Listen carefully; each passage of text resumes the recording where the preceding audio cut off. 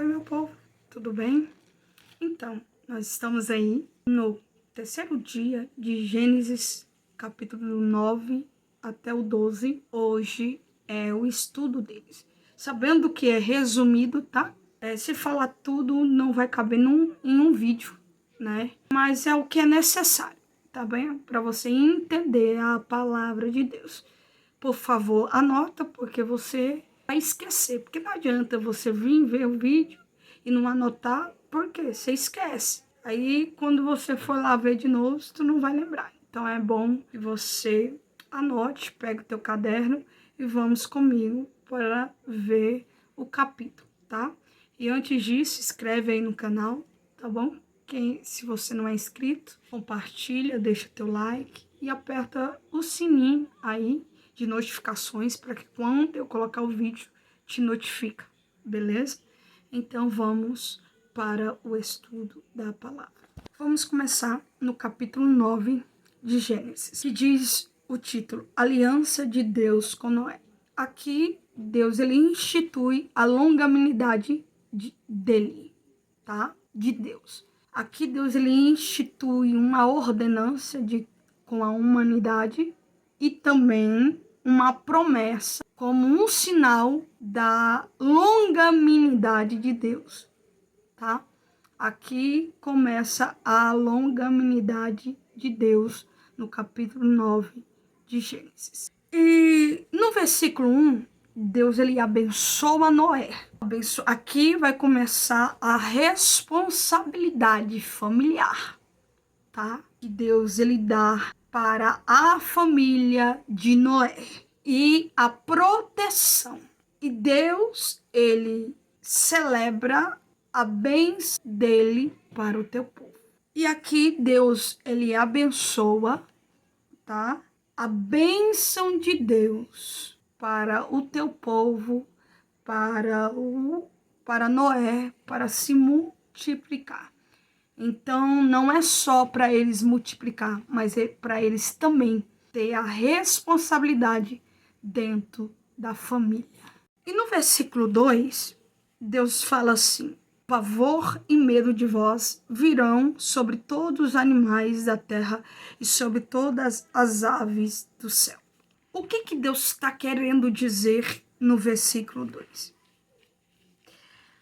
O Senhor estava dizendo que antes do pecado de Adão, quando Adão peca, e antes de Deus destruir a terra com o dilúvio, antes a interação entre humanos e animais eram pacíficas. Depois do dilúvio, o Senhor já está falando no versículo 2 que não irão ter mais uma comunhão pacífica com os animais. A intenção de Deus era que o ser humano submetesse aos animais e animais submetesse ao ser humano. Vai dizer sobre isso em Isaías, capítulo de número 11, versículos 6 e 8, tá? E com isso, por causa da queda. Então, o que a intenção de Deus? Antes da queda de Adão e Eva, a relação entre animais e Adão e humano era pacífica. A intenção de Deus era isso. Depois da queda, os animais e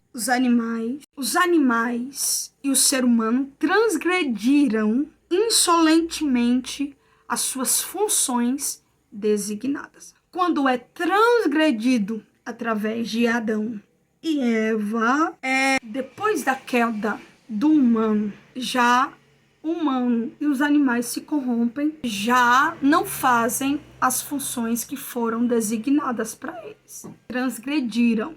E antes do dilúvio, toda a carne se corrompe, como o humano, como também os animais. Os animais, eles saíram do teu controle quando o ser humano se corrompeu, como que aconteceu a queda.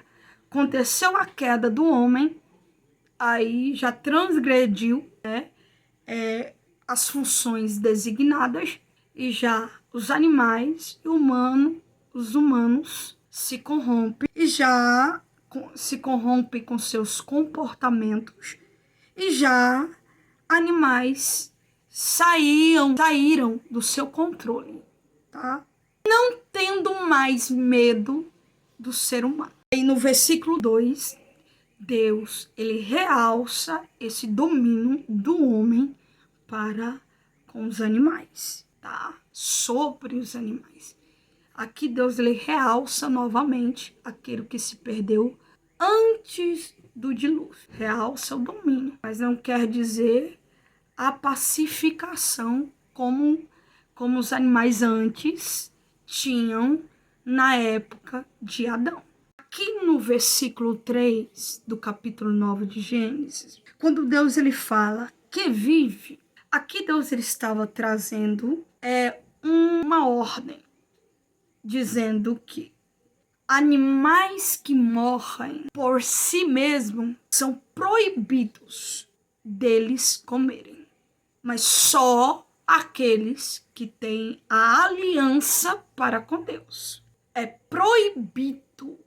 Deus dá uma ordem dizendo que é proibido comer carne de animal que está já morto. Aqueles que têm um pacto com Deus e aliança. Se eles achassem um animal morto, se eles encontrassem, eles não podiam comer. Deus já veio com a ordem. Você vai ver em Levítico, capítulo 11, 40 e Deuteronômio 14, 22. Versículo de número 4, o Senhor diz assim: não comam carne com sangue. Por quê que Deus ele fala isso? Porque no Antigo Testamento, escuta, no Antigo Testamento, o sangue é equiparado à vida. No Antigo Testamento está lá em Levítico 17, 11. Aqui nesse versículo, o sangue é equiparado à alma dos animais. Deus ele proíbe a comer sangue de animal. Deus ele traz uma regulamentação que estimula a respeito pela sacralidade da vida e protege contra abuso licencioso. Lê lá em Levíticos capítulo 3, versículo 17, Levíticos capítulo 7, do 2 ao 27, e Deuteronômio 12 a 1 e ao 24, que você vai entender mais sobre o sangue. Você está vendo que tanto que é interessante sobre o sangue, que Deus ele não quer que o povo come carne com sangue ou animais mortos, porque sangue no Antigo Testamento é equiparado a uma vida.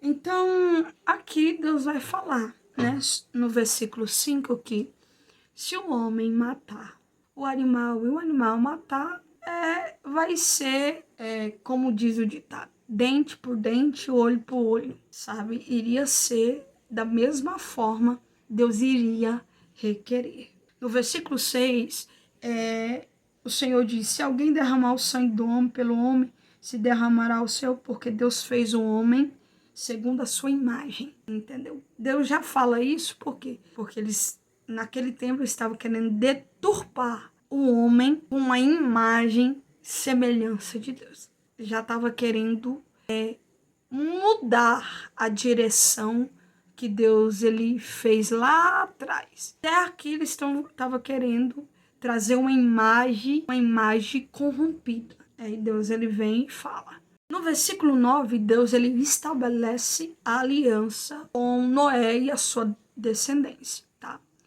Por que que Deus ele estabelece a aliança com Noé? Aqui Deus ele constitui a promessa incondicional de Deus dada. Deus ele deu como uma retribuição pela oferta de Noé. Lembra sobre o que ele fez quando ele chegou na terra, ele fez um altar, entregou a oferta, Deus agradou. E Deus ele faz novamente aliança com Noé. Deus estava retribuindo para ele, por causa que o que ele deu para o Senhor, a oferta que ele deu, o Senhor agradou. Por isso que diz, quanto você dá um melhor de Deus, lá na frente vem a recompensa. Se Noé não tivesse ofertado o melhor de Deus quando ele pisou na terra, muitas vezes Deus não teria dado essa retribuição de uma nova aliança. Mas Deus ele estava retribuindo, né, uma promessa incondicional por conta de que ele fez lá atrás da oferta que ele entregou. Ele deu o teu melhor e Deus agradou. Tanto que ele deu o teu melhor que chegou até o Senhor como aroma suave, que nós já falou ontem. Aí Deus fala sobre estabelecer aliança, certo? Aliança com Noé e a sua família. E o Senhor fala que a aliança iria ser um arco-íris. Arco-íris em hebraico, sabendo que eu já falei que a Bíblia ela é a tua língua original do Antigo Testamento, é em hebraico. Em hebraico diz simplesmente arco. Arco-íris em hebraico se chama arco. Ou seja, naquele tempo, no antigo tempo, era como uma arma de guerra e um instrumento de caça nas mitologias dos Orientes. Antes, esse arco de estrela, de arco-íris, antes, na mitologia antiga, eles eram associados à hostilidade dos deuses. Antes, esse arco que fazia no céu significava, na mitologia, uma hostilidade associada aos deuses. Aí o que Deus faz? Pega aquilo que é associado aos deuses e transforma como uma aliança com Deus para com o homem.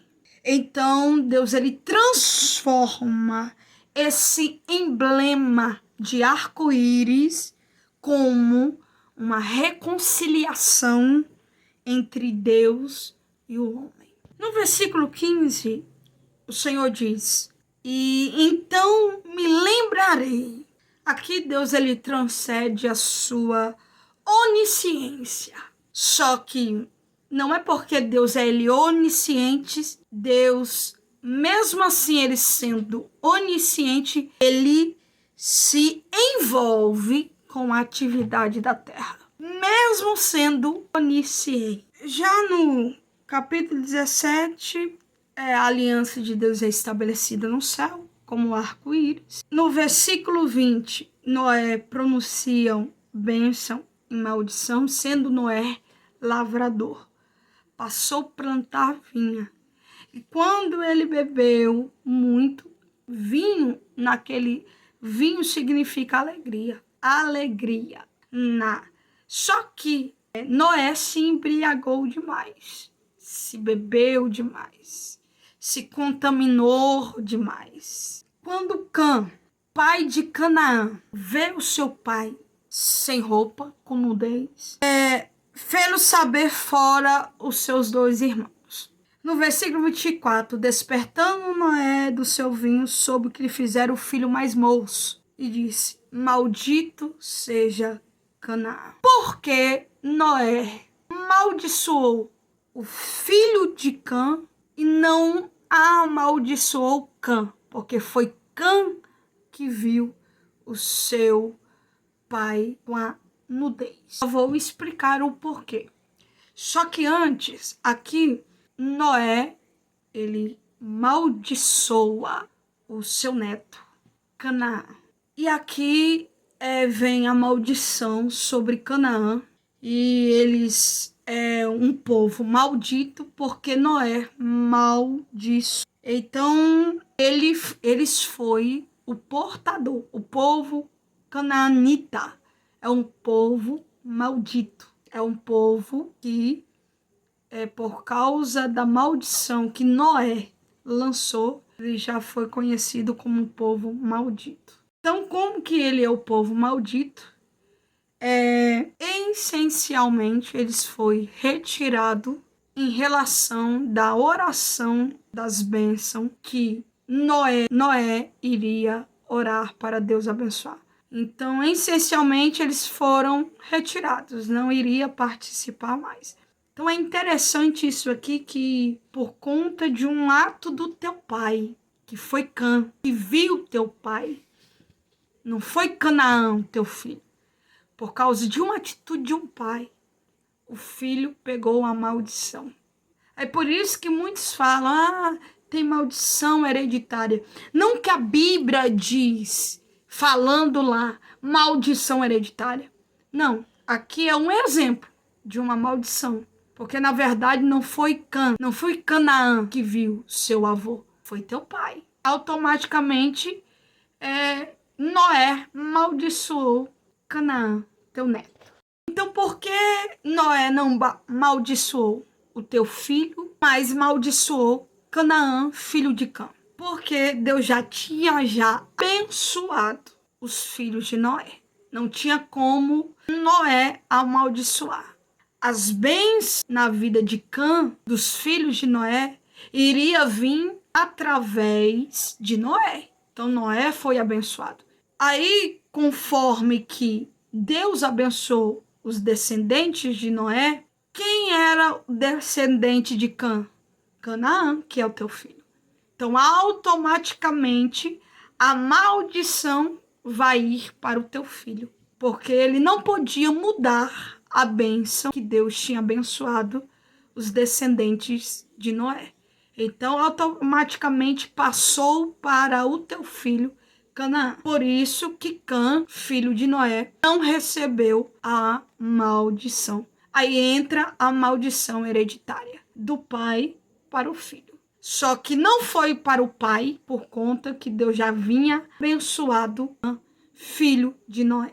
E, presumivelmente, a maldição naquele tempo cairia só em filhos mais jovens, tá? Naquele tempo era assim. Está em Levítico, capítulo 8, versículo 3, e Deuteronômio, capítulo 9, versículo. Os cananitas se destinavam a sofrer maldição. Por quê? Que se destinavam a sofrer maldição. Não só maldição, mas servidão. Por causa do pecado de Cã, filho de Noé. Mas porque as suas ações, suas atitudes com Cã, foi a sua decorrência, suas próprias transgressões. O cananita veio com a maldição por quê? Porque as ações deles não mudou. As atitudes, automaticamente, por conta que as atitudes não mudaram do povo cananita, eles receberam as suas próprias transgressões, porque as suas ações não colaboravam. E não era porque que Cã, filho de Noé, pecou, mas é por conta das ações, das atitudes do povo cananita. No capítulo 10 de Gênesis. No capítulo 10 vai dizer sobre a genealogia dos filhos de Noé, tá? Vai ser mais a genealogia. Depois nós vamos no capítulo 11. Lembrando que no capítulo 10 e no versículo 31 vão dizer que estes filhos de Sem, segundo a sua família e segundo as suas línguas. Quando fala suas línguas aqui, as línguas deles eram hebraicas, tá? Hebraicas. Eles falavam com as suas línguas hebraicas. No capítulo 11, vai falar sobre a Torre de Babel. Torre na tradução hebraica, ser grande, tá? E eles articulam fazer uma torre maior do que Deus, para que venha chegar até o céu. Quando Deus ele viu isso, então no versículo 5 diz: então desceu o Senhor para ver a cidade. Aqui fala no versículo 5, no capítulo 11, que Deus desceu, quer dizer que Deus ele investiga. Deus primeiro investiga essa situação antes de Deus ele proferir a sentença. Então Deus já não foi fazendo na vida daqueles homens que estavam fazendo uma torre para chegar até o céu. Deus primeiro investigou a situação que estava ocorrendo para depois Deus proferir a sentença. E quando fala aqui que o Senhor desceu, não quer dizer que Deus ele desceu. Isso aqui é uma linguagem figurativa, porque o Senhor, sabendo que o Senhor é onipotente, não tem como Deus descer. Aqui está falando numa linguagem figurativa, dizendo que o conhecimento antecipado das atividades humanas. Aqui Deus estava querendo dizer sobre o Senhor investigou o que estava acontecendo, e esse descer no versículo 5 é uma linguagem figurativa, sendo Deus onipotente, onisciente, sabendo de antes do homem pensar de fazer alguma coisa, Deus já sabia, já sabe. Então é isso que está querendo dizer, que Deus sabia a intenção, Deus sabia o que ele estava querendo fazer. Deus, ele estava vendo o povo fazendo aquela torre para chegar até o céu. No versículo 6, o Senhor disse: e o Senhor disse: eis que um povo é um, todos têm a mesma língua. Isto é apenas o começo. Agora não haverá restrição para tudo que intentam fazer. Então, como um Deus onipotente, ele vê e diz: olha, tanto que Deus é tremendo, irmãos. Deus ele tem as suas estratégias para confundir o humano, o homem. O Senhor viu. Os homens que estão querendo fazer a torre para chegar no céu, eles falam a mesma língua.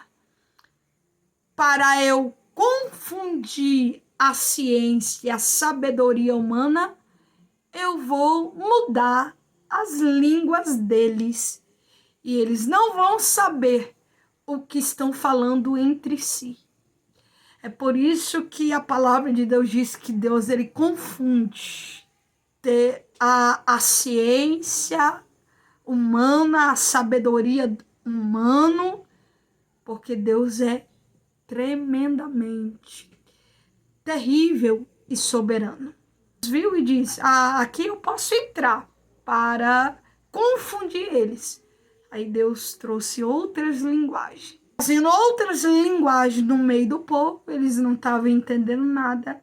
Eles parou de fazer a torre, não fizeram mais. Porque é assim, quando Deus ele quer agir na vida de mim e de você, ele tem as suas estratégias para confundir o humano, para confundir aqueles que pensam que sabem de alguma coisa. Agora, no capítulo 12 de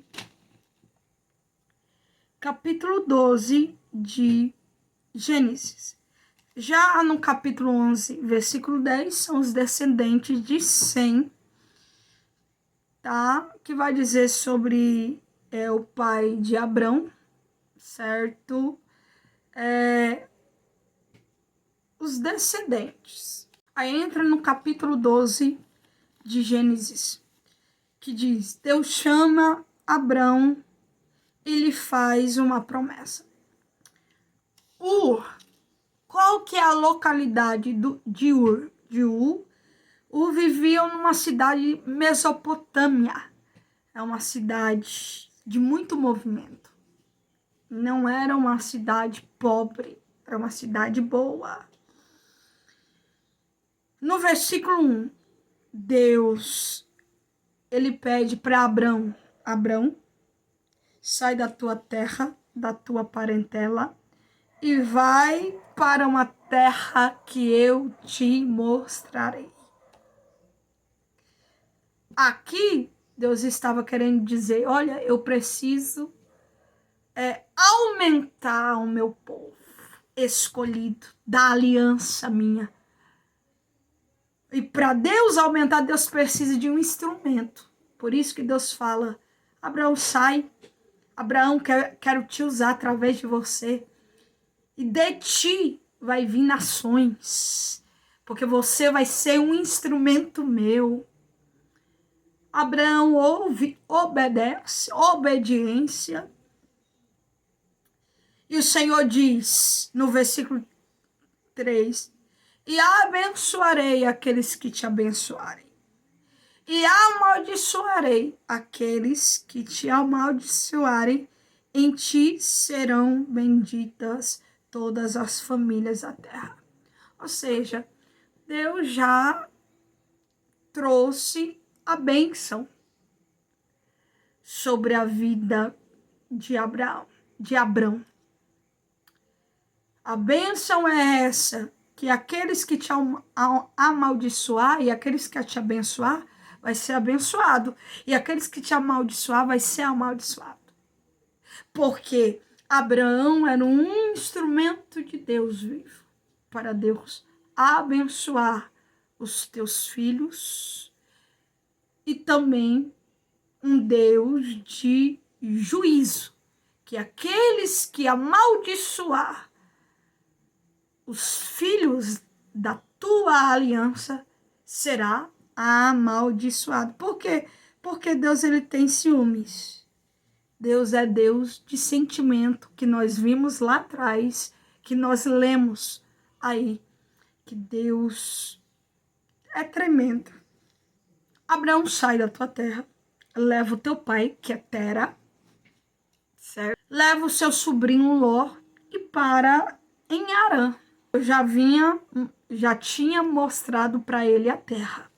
A terra era de Canaã. Só que tinha 2 obstáculos que Abrão iria enfrentar aqui. Primeiro obstáculo dentro da vida dele. A sua mulher estéril, não podia produzir e não podia ter descendente.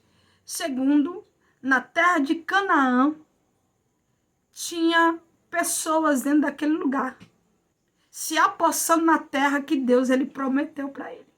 É interessante que mesmo que a terra tinha alguém lá, e Deus já vem falando, mas essa terra vai ser sua. Ou seja, pode alguém estar com a tua bênção, pode estar pousado lá, mas aquilo que é teu, Deus ele vai te entregar nas tuas mãos. Pode a pessoa ter tomado posse, aquilo que não era dele, da pessoa, mas aquilo que é teu vai voltar para ti. E é isso que Deus estava querendo dizer. O seu pai morre em Arã, Padã, Arã. Quando Abraão avista Canaã, viu que a terra estava ocupada, e o Senhor disse, essa terra eu te darei, mesmo que está ocupada, Abraão. Ele desce para Betel e edifica um altar. E esse altar significa, no versículo 8, é um altar de agradecimento a Deus. Depois dali, sabia que não podia ainda tomar posse da tua terra, porque tinha alguém ocupado.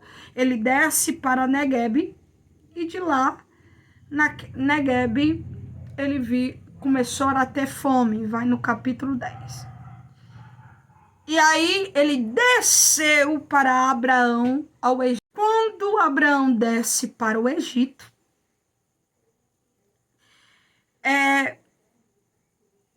os egípcios viu Sarai e viu mulher formosa, porque na verdade Deus não dá nada para os teus filhos qualquer trapo.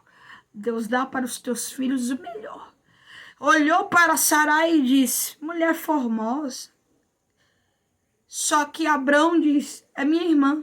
Mas na verdade Sarai era meio irmã de Abraão mesmo. Aqui Abrão não estava mentindo e era verdade. E os egípcios tomou Sara para ti. Abrão, entrado no Egito, viu que eles gostaram, os príncipes de Faraó, foi levado para a casa de Faraó, a sua mulher, Sara.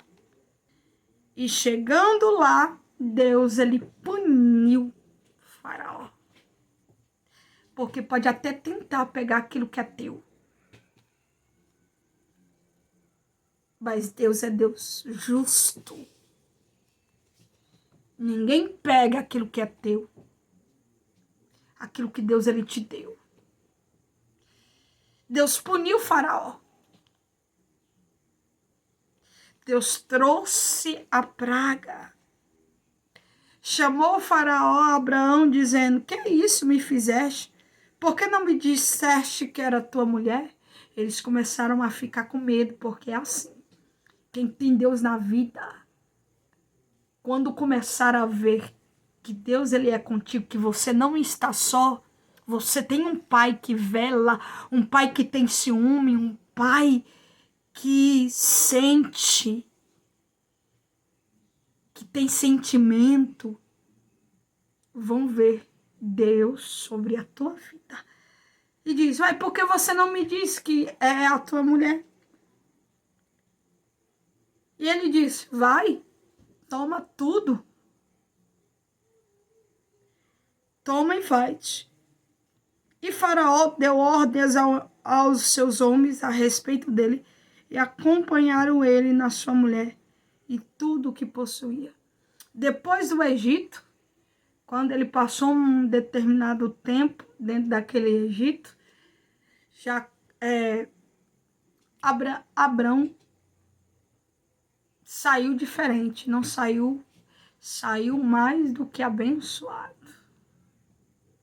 É na terra da tua aflição que você vai sair mais do que abençoada. Amém? Que Deus abençoe. E amanhã vamos para outro capítulo que vai a continuação. Que Deus abençoe e vamos nessa.